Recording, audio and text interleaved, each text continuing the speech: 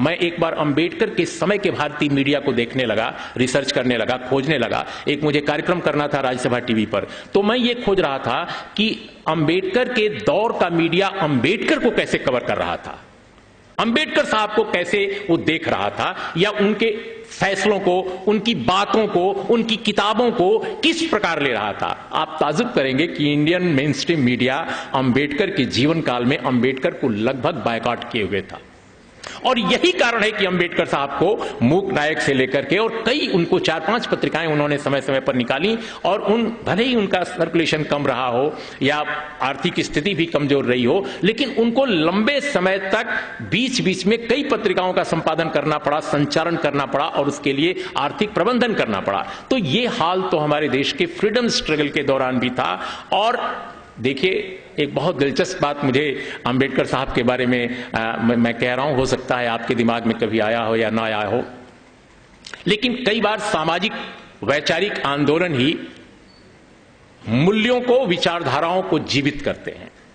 इसका एक उदाहरण है, सबसे बड़ा उदाहरण इसके मुझे भारत की राजनीति में, भारत के समाज में, भारत के बौद्धिक जीवन में अंबेडकर नजर आते हैं। जब मैं पढ़ता था यूनिवर्सिटी में, मैं इलाहाबाद यूनिवर्सिटी में पढ़ता था, उन दिनों की बात है 74 के बाद, तो हम लोग 76 में गए थे, 76, 77, 78 के दौर में।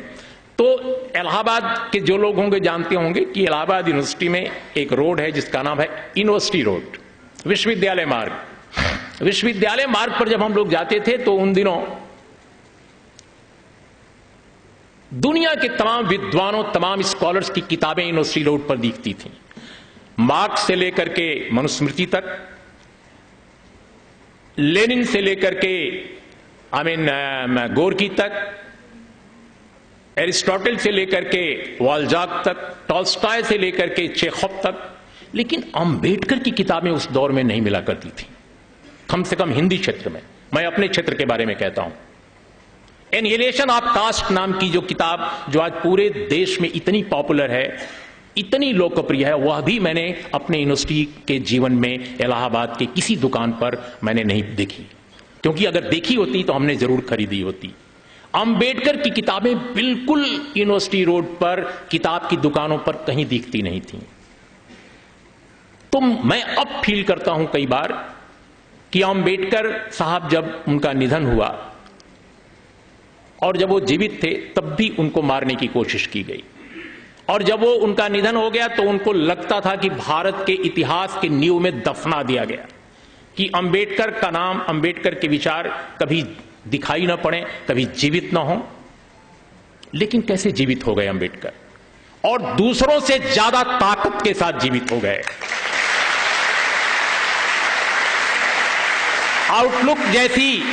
आउटलुक जैसी बाजार की पत्रिका को भी, जो एक बड़े पूंजीपति घराने से निकलती है, जब उसने भी सर्वे कराया तो पाया कि अंबेडकर देश के सबसे बड़े दार्शनिक विचारक के रूप में सबसे अधिक पॉपुलर हैं। वो कैसे हो गए, वो किस तरह हुए?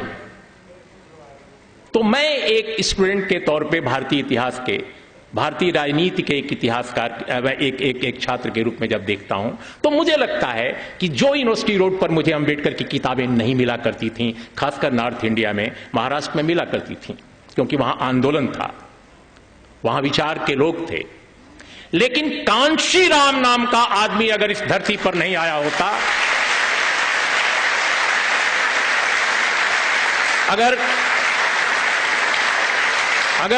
अगर कांशीराम का आंदोलन, जिसे बहुजन समाज आंदोलन कहते हैं, अगर उसने नॉर्थ इंडिया में उसने जन्म न लिया होता तो यकीन मानिए अंबेडकर को मार डाला गया था। अंबेडकर के विचारों को खत्म करने की पूरी साजिश की गई थी। ये कांशीराम का आंदोलन था नॉर्थ इंडिया में। मैं कम से कम नॉर्थ इंडियन हूं, मैं जानता हूं कि अगर कांशीराम का आंदोलन नहीं आता तो अंबेडकर नहीं आते। अंबेडकर को जीवित कर दिया कांशीराम के आंदोलन ने, इसमें मुझे कम से कम, कोई कुछ भी कहे, मैं इसको मानता हूं।